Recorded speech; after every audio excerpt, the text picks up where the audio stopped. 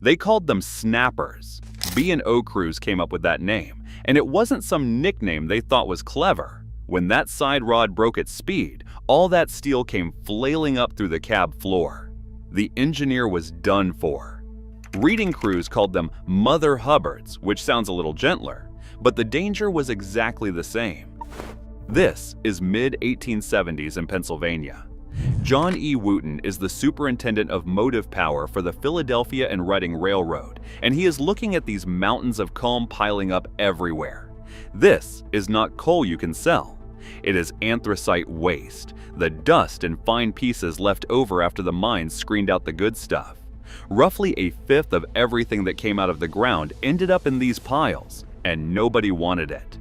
Wooten was born in 1823, and he started as an apprentice at Baldwin Locomotive Works at age 14 in 1837.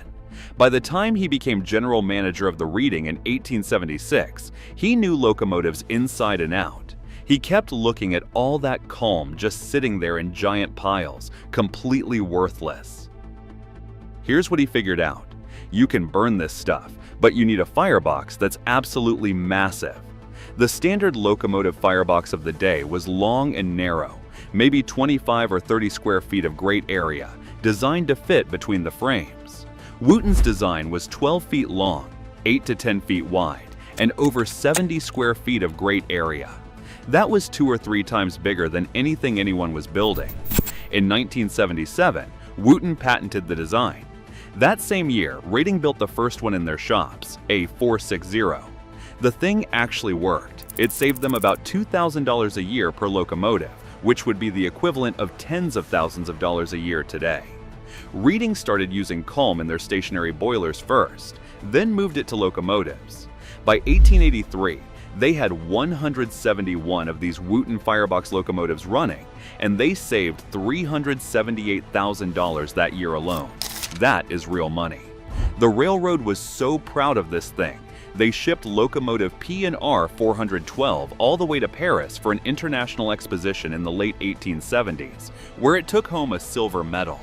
Engineers came from all over Europe to see how the Americans were burning coal waste that everyone else just threw away. That firebox was so wide it would not fit between the locomotive frames.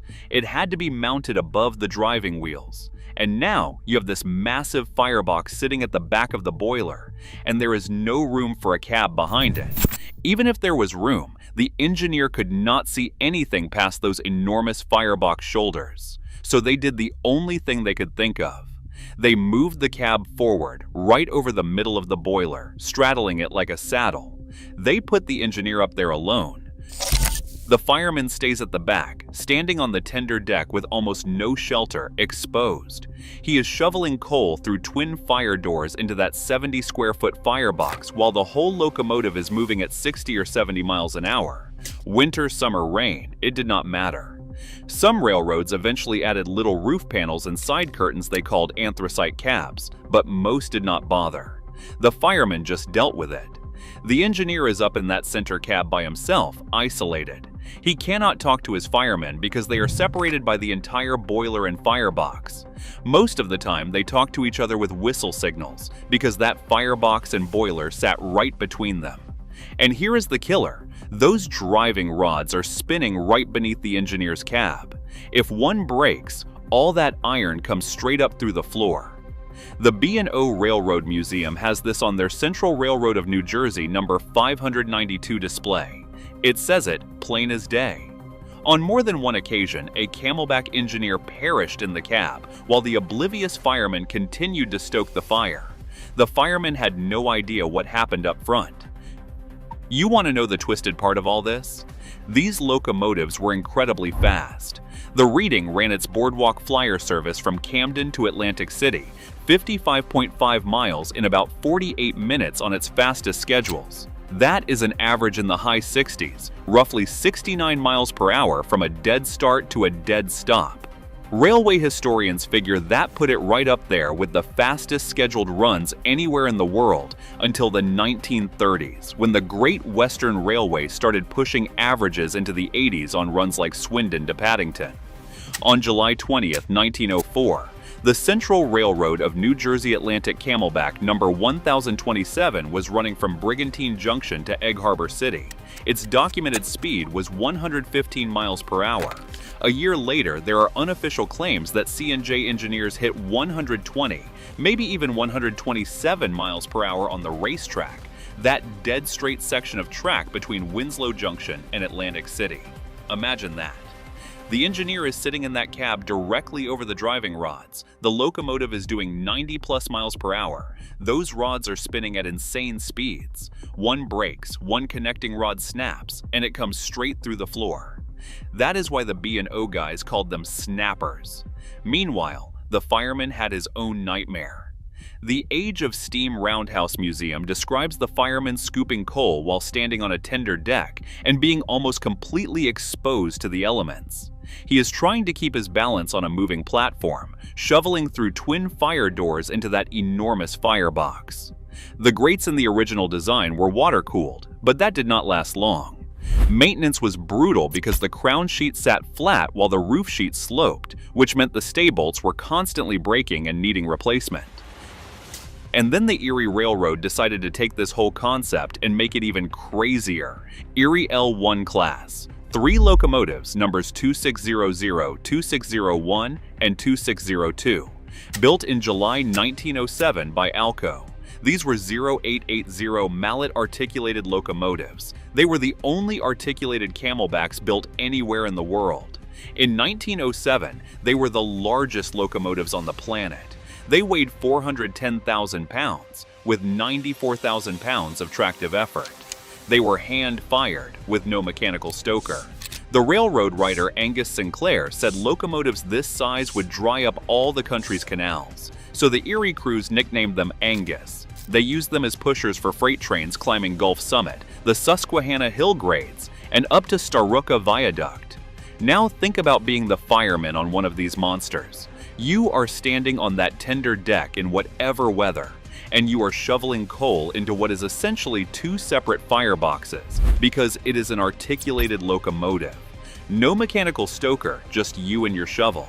And the whole time, you are pushing a heavy freight train up a mountain grade. Erie figured out pretty quickly this was not sustainable. In 1921, they rebuilt all 3 locomotives and converted them to 2 882 locomotives with conventional rear cabs. They added mechanical stokers and added superheaters, making them actually practical. They used them as helpers over Starooka Viaduct until the late 1920s. In December 1930, all 3 were scrapped. The anthracite roads loved these camelback locomotives because they saved too much money to ignore.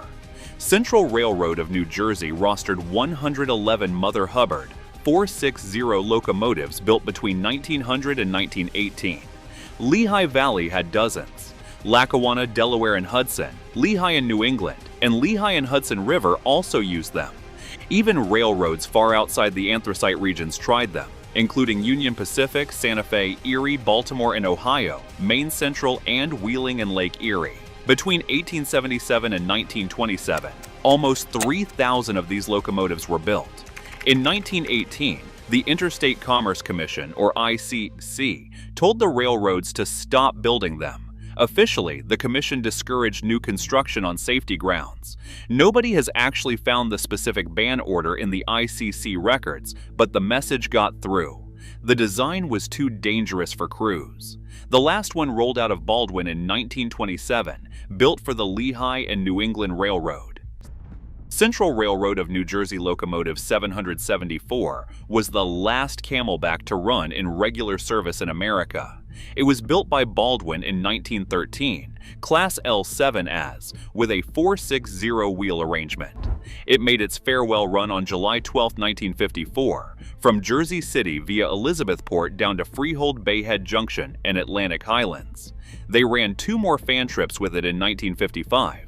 A photographer caught it at the Jersey City terminal in March 1956, all cleaned up and shined. 8 days later, they scrapped it.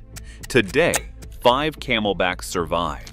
Baldwin Locomotive Works built 4 locomotives between 1914 and 1916 that should never have existed. 24 driving wheels, 6 cylinders, over 160,000 pounds of tractive effort, more than a big boy, more than an Allegheny, more than anything on rails before or since. The Erie Railroad named their first one after Matt H. Shea, a respected engineer who had spent decades working the Erie's toughest mountain grades. Contemporary writers claimed the Triplex could haul 640 freight cars. Baldwin marketed it as a breakthrough for helper service. The engineering looked flawless. Every single one failed. Not from accidents, not from explosions. The Triplex killed itself through design, a machine so fundamentally flawed that running it at normal speeds would starve it of steam, choke its own fire, and risk breaking the couplers and draft gear of the trains it was built to move. The Virginian Railway's example lasted 4 years before Baldwin took it back and cut it into 2 separate locomotives. The Erie's 3 units operated for 13 years as slow-speed pushers before 2 10-2 locomotives, half their size, replaced them entirely. By 1933, every triplex had been scrapped. None were saved. Here is why Baldwin's most powerful design became their greatest failure. The concept. George Henderson held the patent. The idea was brutal in its simplicity. Take a mallet-articulated locomotive, add a third set of drivers under the tender, and use the tender's weight for adhesion. 3 engine sets, 1 boiler, maximum tractive effort for banking trains over mountain grades. The Erie Railroad operated steep grades around Gulf Summit and Susquehanna Hill in southern New York. They needed power. Henderson's design promised 176,000 pounds of starting tractive effort in compound mode. Those numbers made every other locomotive look inadequate. Baldwin built the first unit in April 1914. Number 2603, later renumbered 5014, carried Matt H. Shea's name on its cab. 2 more followed in 1916 for the Erie. The Virginian Railway, moving massive coal trains through the West Virginia mountains, ordered their own version, a 28884 numbered 700, classified XA as experimental. The compound system looked elegant. High-pressure steam hit the center cylinders. Exhaust from those fed the front and rear low-pressure cylinders. All 6 cylinders measured the same diameter, 36 inches on the Erie units, 34 inches on the Virginian. This made them true 2-to-1 compounds, not the typical mallet arrangement with smaller high-pressure cylinders. Testing showed staggering numbers. Baldwin engineers watched the Triplex generate force that literally exceeded what freight car couplers and frames could withstand. Then they tried running it. 6 cylinders demand steam, lots of steam. The problem was simple. Baldwin had built a boiler sized for a normal articulated locomotive, then asked it to feed 3 sets of cylinders instead of 2. Contemporary steam engineering practice suggested that high-power locomotives needed roughly 20 to 30 square feet of grate area per driving axle. The Erie Triplex had 24 drivers. It managed barely 7 square feet per axle. Running above 10 miles per hour caused steam pressure to drop faster than the boiler could recover. Engineers would open the throttle, feel the locomotive surge forward, then watch steam pressure collapse as 6 massive pistons sucked every available molecule from the barrel.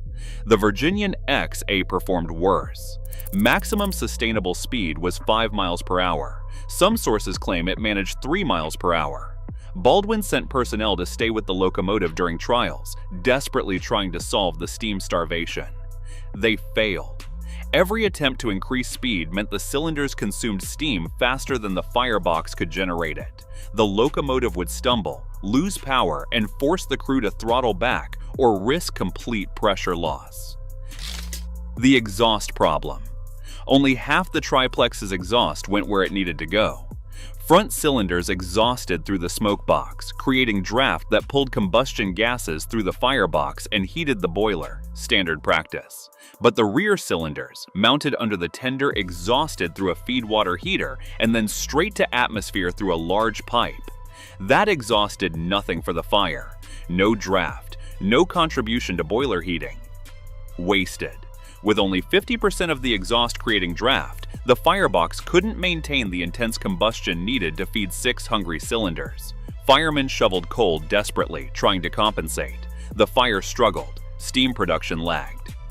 The cycle continued. Engineers on the Virginian reported tunnel passages where only 4 inches of clearance existed between the locomotive and tunnel walls. With steam leaking from cylinder stuffing boxes and exhaust pouring from both ends, crews worked in conditions one contemporary source called the conditions hell on earth. Mechanical stress. The tractive effort numbers looked incredible on paper. In practice, they created problems Baldwin had not anticipated. Freight car couplers in 1914 could not handle 160,000 pounds of starting force. Neither could draft gear. Neither could car frames. When the Triplex tried to move a heavy train from a standing start, something would break. And it was not the locomotive. Erie relegated their units to pusher service exclusively. They would shove trains up Gulf Summit and Susquehanna Hill from behind, where coupler stress was distributed across multiple locomotives. Even there, crews had to manage the throttle carefully to avoid damaging the cars. The tender engine created another issue: variable adhesion. As coal and water depleted, weight on those rear drivers decreased. Less weight meant less grip. In theory, this should have caused problems.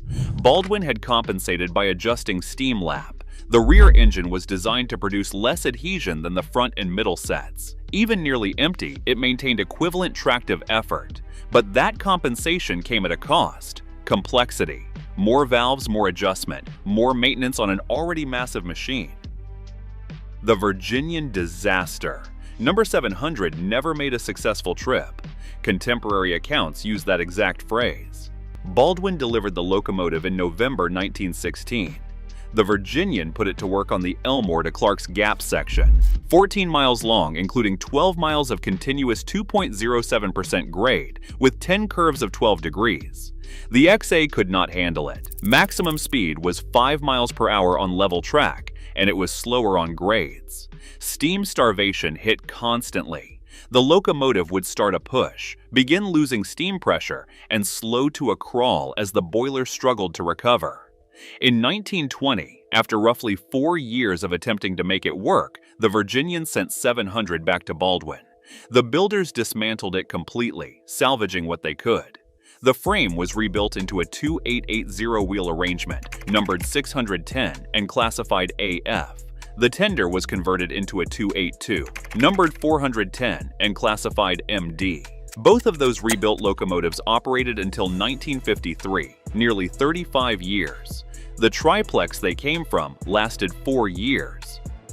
Why Erie kept theirs longer? The Erie units worked, barely, in their extremely limited role. As pushers on Gulf Summit, operating at walking speed for short distances, they could function. Barely sustainable steam production at 10 miles per hour was adequate for shoving trains up a grade, then coasting back down for the next assignment. But they were maintenance nightmares. They were so large that certain repairs required sending them to Lehigh Valley shops at Sayre, Pennsylvania, because Erie's own Dunmore facility could not handle them. Every component was oversized, custom-built, and difficult to service. In 1927, Erie began receiving new 284 Berkshires from Alco and Lima. These modern locomotives freed up older 210-2s for helper service. The 210-2s could do everything the Triplexes did, and do it at normal speeds with normal maintenance requirements. Erie scrapped number 5014 in October 1929. Number 5016 followed in March 1930. The last one, number 5015, lasted until February 1933. 13 years of service, no preservation, no sentiment, just scrap value. The deadly truth. The Triplex was deadly because it represented everything wrong with brute force engineering. Baldwin looked at tractive effort numbers and assumed more cylinders meant more power. They ignored steam generation limits. They dismissed exhaust draft physics. They built a machine that could theoretically haul anything, but practically haul nothing at useful speeds. Running a triplex meant constantly fighting its own design. Steam starvation created power surges and drops that stressed every component. Poor draft meant overworked firemen and underperforming boilers. Excessive tractive effort meant damaged freight cars. The entire concept was fundamentally broken.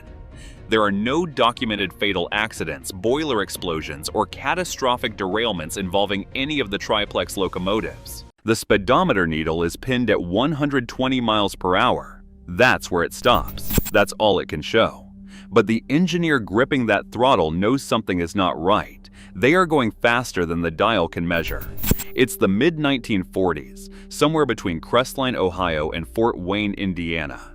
A Franklin Railway supply technician has been riding these trains in secret for an entire month, timing them with a stopwatch between mileposts. He is not supposed to be there. According to accounts that would surface decades later through interviews with Franklin engineers, these Pennsylvania Railroad T1 locomotives were reportedly being operated in excess of 130 miles per hour to make up lost time. The Observer's unofficial stopwatch timings recorded one train reaching 142 miles per hour over several miles. Later, separate claims suggested that with lighter trains of 6 or 7 cars, speeds exceeding 140 miles per hour might have been achieved. Franklin guaranteed their poppet valves for 100 miles per hour continuous operation, with brief sprints up to 125 miles per hour. They were failing repeatedly, unpredictably. Franklin's testing would ultimately conclude that the poppet valves were simply prone to failure above 130 miles per hour.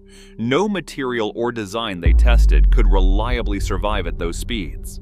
52 T1 locomotives were built, 2 prototypes in 1942, and 50 production units built from 1945 to 1946. By 1956, every single one had been cut up for scrap.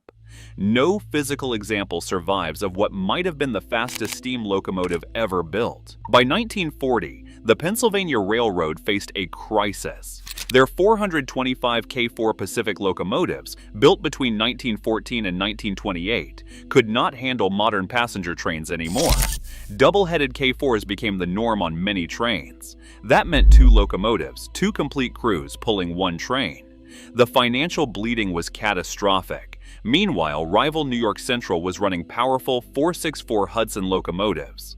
Other major railroads had developed massive 484 Northern types. The Pennsylvania Railroad's steam power looked outdated. Baldwin Locomotive Works proposed the duplex drive, split the driving wheels into 2 separate sets, each with its own cylinders and rods, all mounted on one rigid frame. Smaller cylinders meant lighter reciprocating mass and less hammer blow on the track.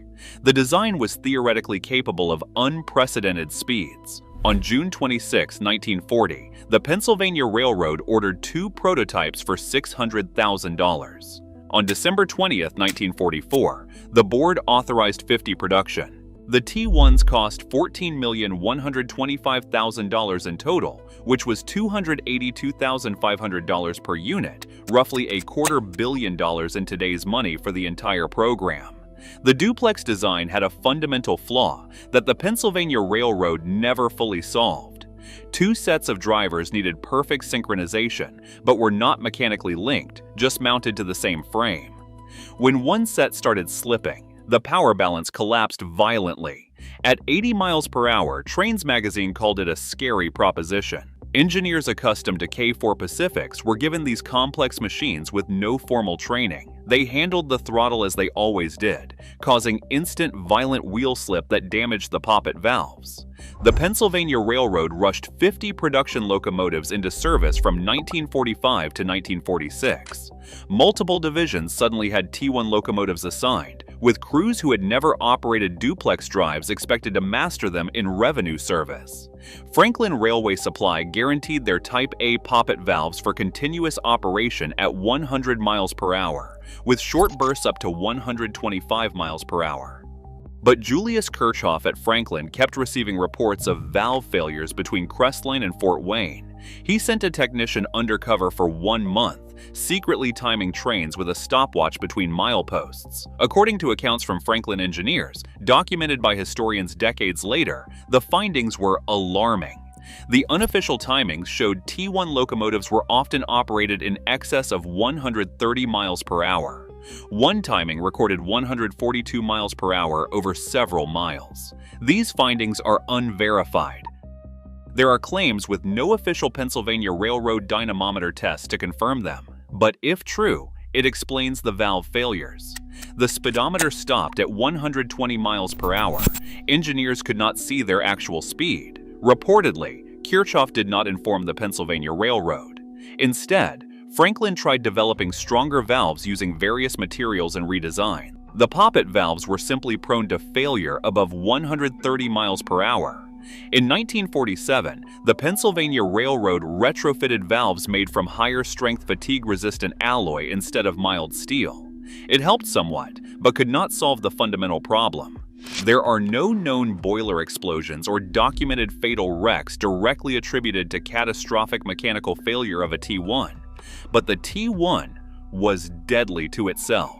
The complexity was staggering. The Franklin gearbox housing on the front engine was hidden behind streamlining. On the rear engine, it was squeezed between cylinders. Decorative skirting blocked access to critical cam boxes. The Pennsylvania Railroad eventually cut away Raymond Loewy's beautiful streamlining so mechanics could reach them.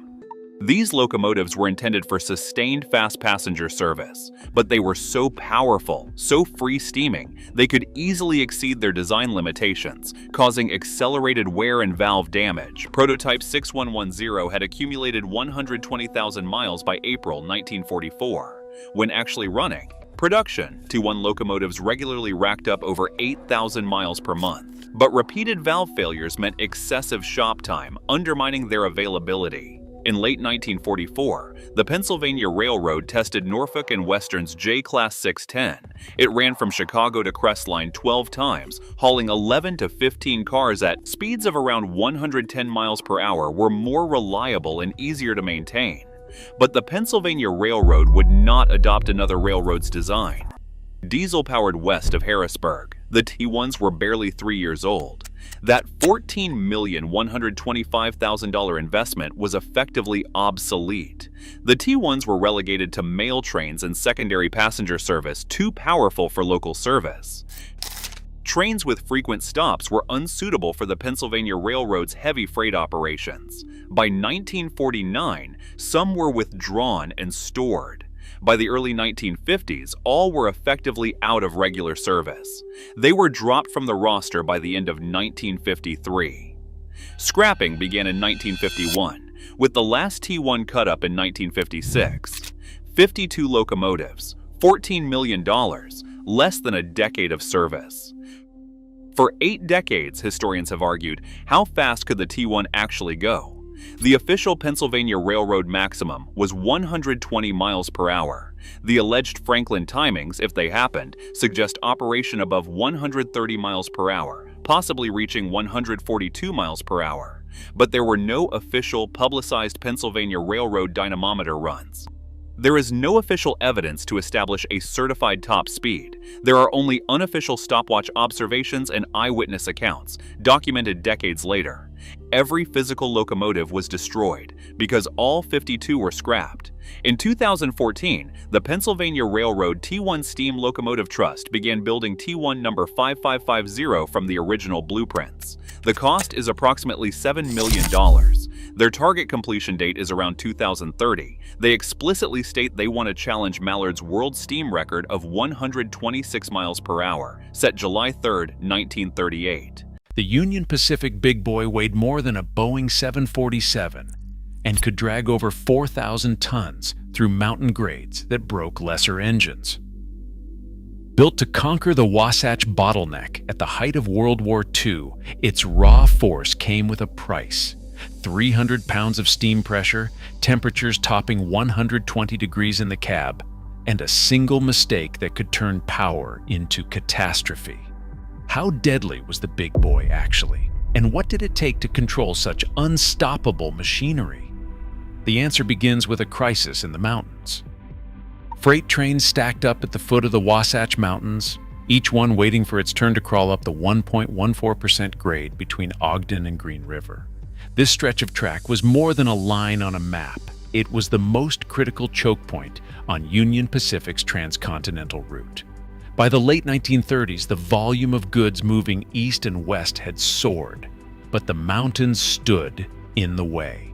Every heavy train needed 2 or even 3 locomotives just to make the climb. That meant helpers had to be cut in at Ogden. then removed at Echo or the Summit, adding nearly an hour to each run. On busy days, the delays multiplied. Crews waited for helpers to return and freight traffic backed up for miles. As war loomed in Europe and Asia, the stakes grew. By 1942, wartime demand pushed annual tonnage over the Wasatch route to more than 3 million tons, nearly double what it had been just 5 years before. Union Pacific's own records show ton miles on this section jumped from 610 million in 1938 to over 1.1 billion by 1943.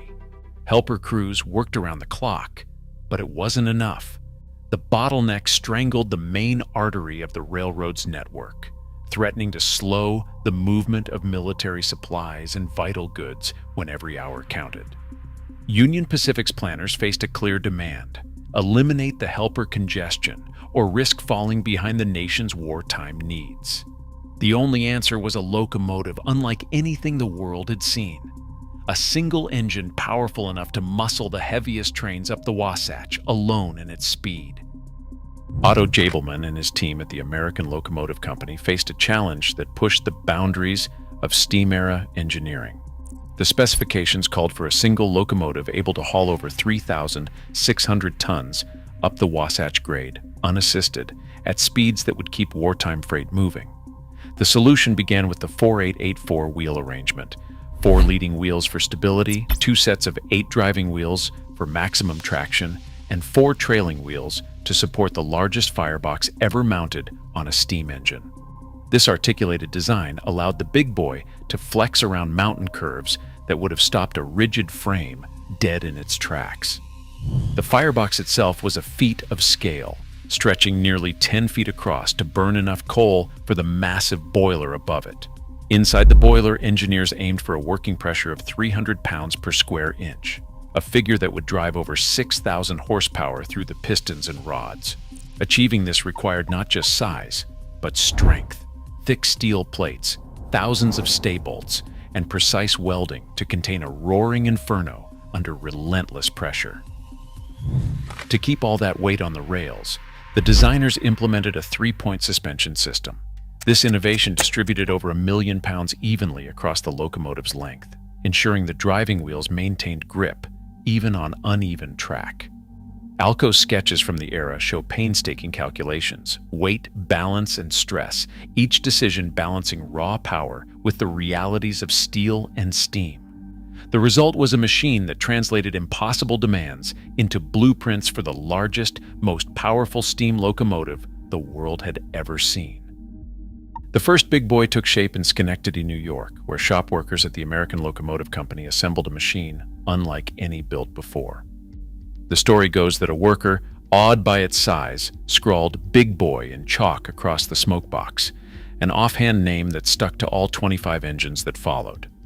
Between 1941 and 1944, Union Pacific accepted delivery of these giants, each stretching more than 132 feet and weighing in at over 1.2 million pounds with the tender. The price tag was staggering for the era. Each big boy cost Union Pacific between $265,000 and $319,000, a sum that would equal roughly $5 million today. Invoices from the period list everything from massive cast steel frames to the intricate valve gear, all built for a single purpose: to conquer the grades of the Utah Division. Once delivered, the big boys began their careers on the Ogden to Green River Run, immediately becoming the backbone of Union Pacific's busiest mountain territory. Their arrival meant fewer helper engines, faster schedules, and a new era for freight moving west.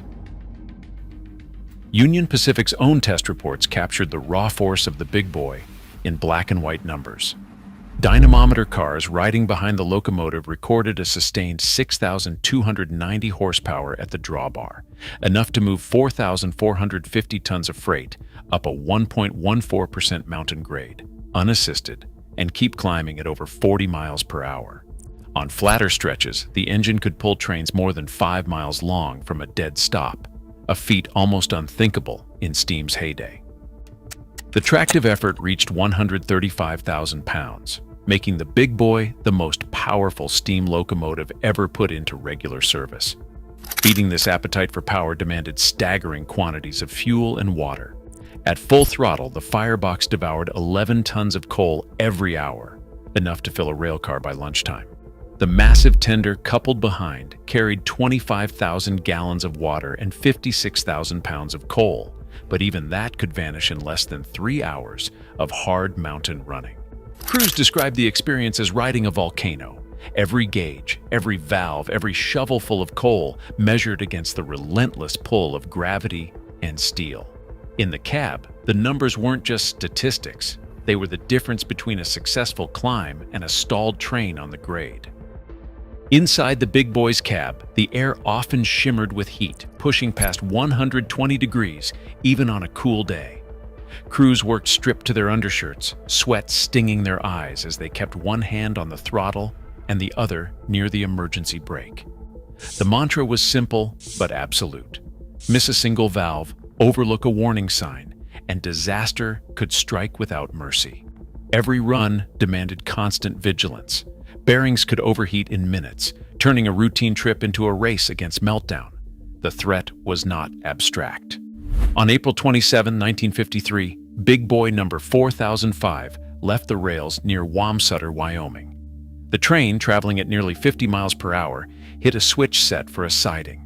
The locomotive and 18 cars tumbled into twisted wreckage. Engineer Leo Murray and fireman Lawrence Andres died on impact. Brakeman James Anderton survived the crash but suffered fatal burns, passing away 2 days later. Accident investigators traced the cause to a misaligned switch and a breakdown in crew communication.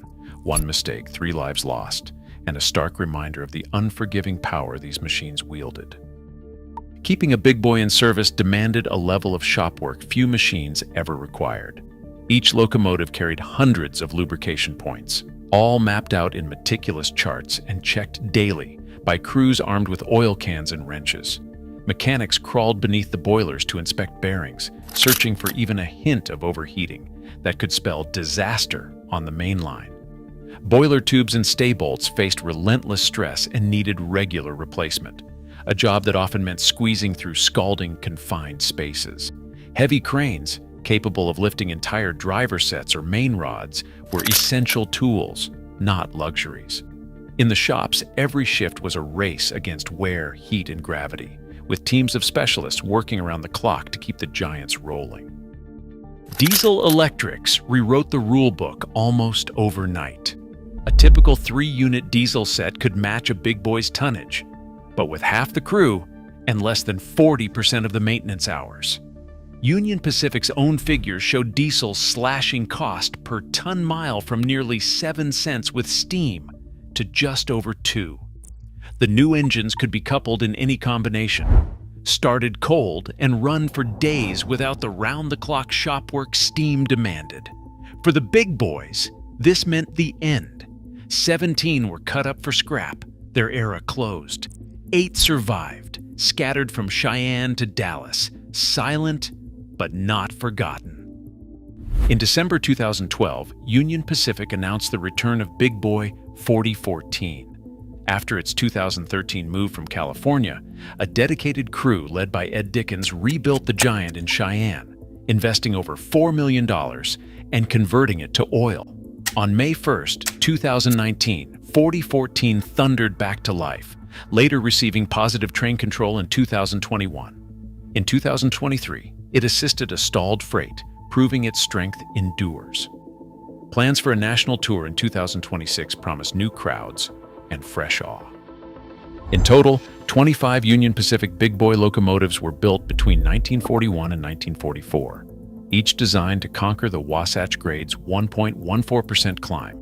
The Big Boy's record, hauling over 4,400 tons and generating 6,290 horsepower, proved that a single engine could meet wartime freight demands, yet also exposed crews to extreme heat and relentless mechanical risks. The 1953 Wamsutter derailment stands as the only fatal accident on record, a reminder that even engineering triumphs carried a human cost. While most big boys were scrapped by 1962, 8 survive as evidence of their scale and ambition.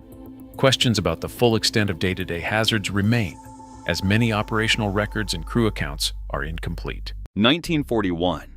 A Southern Pacific cab forward, number 4193, stalls inside a tunnel near Santa Susana Pass, California.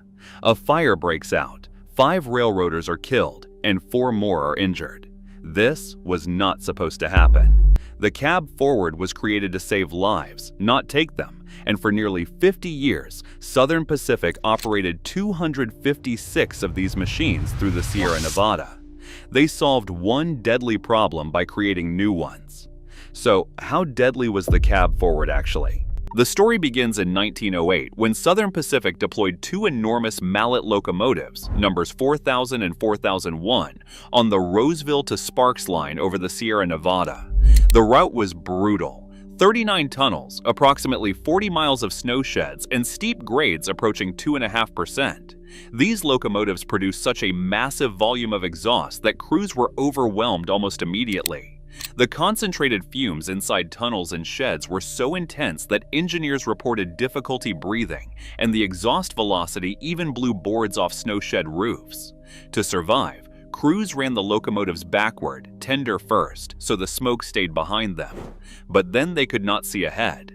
The tender blocked the line of sight. It was not designed to lead a train, and it created serious operational hazards. Southern Pacific needed a real engineered solution.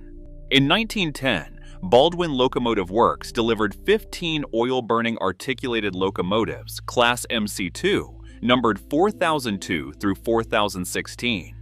Southern Pacific ordered all 15 before a single prototype existed, a decision that shows just how desperate the situation had become.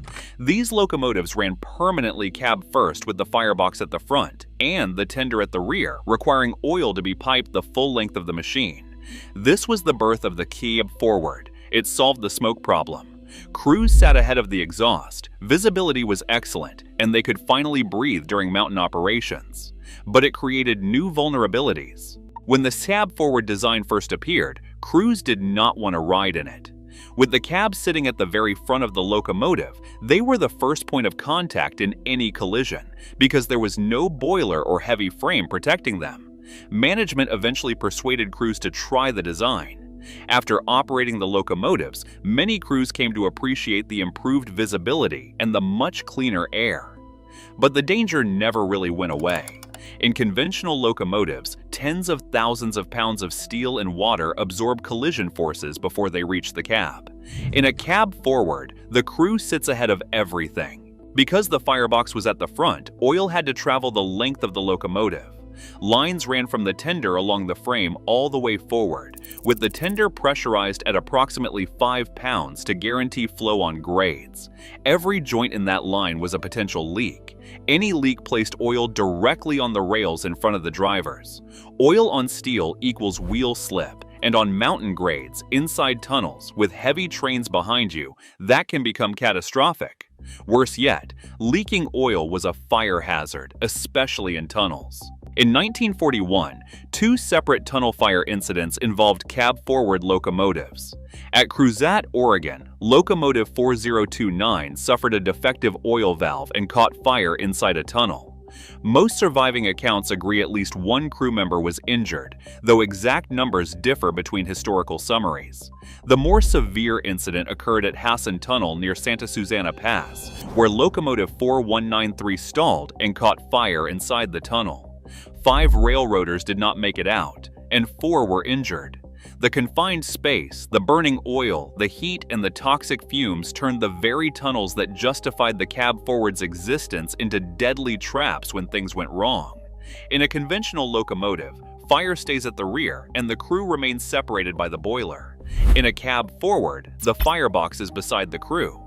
Southern Pacific crews used air masks fed from the locomotive's main reservoir through a reduction valve and purifier during the worst tunnels and snow sheds, and these systems helped under routine conditions. But a stalled locomotive with an active fire in a tunnel surpassed what those masks could handle. When a tunnel filled with heat and toxic gases, escape paths were nearly non-existent. Cab forwards also faced the usual hazards of steam locomotion. The risk of crown sheet failure, where insufficient water level exposed the upper boiler tubes, could trigger catastrophic boiler explosions. Historical accident records reference 3 boiler explosions involving cab forwards at Edison, California in 1914, at Mystic, California in 1920, and at Cooper, California on May 3, 1941. The Cooper explosion was particularly violent, with boiler fragments thrown over 500 feet. Steam locomotive boiler explosions are devastating. Pressurized water flashes into steam and destroys metal structures instantly. In a cab forward, the crew rode beside the boiler rather than behind it. The locomotives included a small platform behind the smoke box called the monkey deck. To inexperienced transients looking for a place to ride through the mountains, it appeared safe. It was not. Contemporary railroad accounts mention incidents of transients being badly burned or overcome by smoke or steam. The monkey deck sat directly in the path of stacked discharge, hot water, soot, and superheated steam. Railroad employees understood the danger, but transients did not, and multiple accounts suggest that some may not have survived those attempts. From 1910 to 1944, Baldwin built 256 cab forwards for Southern Pacific. The earliest used a 2882 wheel arrangement. 12 had a 4662 arrangement, and the vast majority were 4882s. No other North American railroad bought cab-forward steam locomotives. Other railroads did not face Southern Pacific's unique combination of tunnels and snow sheds, and they saw the risks: collision vulnerability, complex oil routing, fire hazards, and crew exposure. Southern Pacific did not have the option to avoid them. The Sierra Nevada demanded it. The railroad ran them until 1956, when dieselization made them obsolete. Only one survives today, number 4294, built in March 1944 and preserved in Sacramento. So how deadly was the cab forward actually? At least 5 men were gone after the Hassan Tunnel fire, with 4 more injured. At Cruzat, at least 1 crew member was injured. Boiler explosions at Edison, Mystic, and Cooper added to the toll. On top of that were casualties among transients riding the monkey deck. Yet at the same time, the cab forward undeniably saved lives. Without it, crews on the Roseville to Sparks route would have continued choking on exhaust inside tunnels and snow sheds. The cab forward eliminated that daily hazard. But when things went wrong, when an oil valve failed, when a locomotive stalled in a tunnel, when a fire ignited in a confined space, the crew sat at the front of a machine burning oil and boiling water under pressure with limited escape routes. Oil lines stretching the entire length, the firebox sitting at the extreme front, and the cab riding ahead of the boiler, all essential design choices, also created new risks with severe consequences. The men who climbed into Allegheny cabs knew what they were working with. 7,498 horsepower, the most powerful steam locomotive ever built. A machine that could haul 11,000 tons of coal through mountains at speeds that made older engines look like toys. But power has a cost, and on June 9, 1953, 3 railroaders learned that cost in the worst way possible. Allegheny number 1642 was rolling through Hinton, West Virginia, 20 miles per hour on level track. Just another coal run. Then the crown sheet failed. The boiler exploded with such violence it launched 440 feet through the air. The blast shoved the parallel track 3 feet sideways. The engineer, fireman, and head brakeman died instantly. No time to jump, no chance to run. Just gone. This was not supposed to happen. The Allegany was Lima Locomotive Works' masterpiece, Chesapeake and Ohio Railway's pride. But that June morning proved something railroad men already knew. When you push steam to its absolute limit, you are always one mistake away from disaster. By the late 1930s, C&O faced a problem. The Hinton to Clifton Forge main line crossed 13 brutal miles through the Allegheny Mountains, a 0.57% grade that peaked at Allegheny Summit. The railroad's aging mallets could not keep up. Coal traffic was exploding. Every train needed helpers. C&O went to Lima with a challenge: build the most powerful steam engine possible.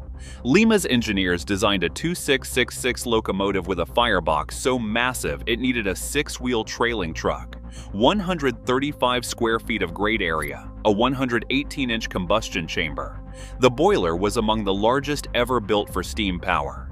4 cylinders, 67-inch drivers, boiler pressure set at 260 pounds per square inch. When they weighed the first engines, Lima had miscalculated.